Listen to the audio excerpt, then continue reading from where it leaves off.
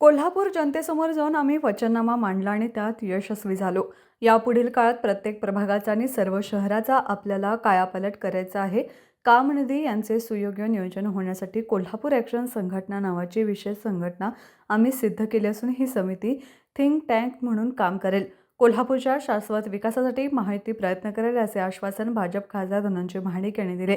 ते hotel pavilion येथे महायुतीच्या नवनिर्वाचित नगरसेवकांच्या सत्कार समारंभात बोलत होते.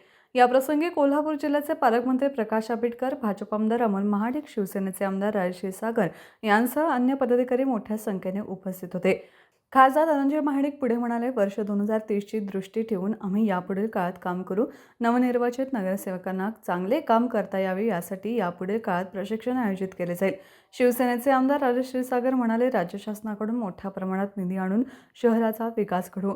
पालकमंत्री प्रकाश आंबेडकर म्हणाले, कोल्हापुरात आमूलाग्र पालट करण्याचे दायित्व आपल्या प्रत्येकाचे असून यापुढील काळात नगरसेवकांनी त्यांना दिलेले दायित्व चांगल्या प्रकारे पार पाडावे.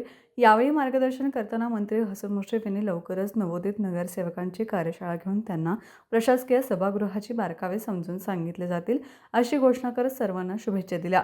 याप्रसंगी नवनिर्वाचित सर्व 45 नगरसेवकांचा महायुतीच्या नेत्यांच्या हस्ते सत्कार करण्यात आला.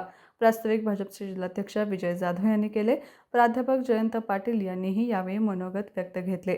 आपल्या भाषणाचा प्रारंभ करताना भाजपचे खासदार धनंजय महाडिक यांनी छत्रपती शिवाजी महाराज की जय, भारत माता की जय, धर्मवीर छत्रपती संभाजी महाराज की जय, भवानी माता की जय, जय श्रीराम अशा घोषणा दिल्या. व्यासपीठावर उभारण्यात आलेल्या फलकावर भावा आला आपला भगवा असे वाक्य लिहिण्यात आले होते आणि महापालिकेवर भगवा फडकलेला दाखवला होता. हे सर्वांचे लक्षवेधी ठरले.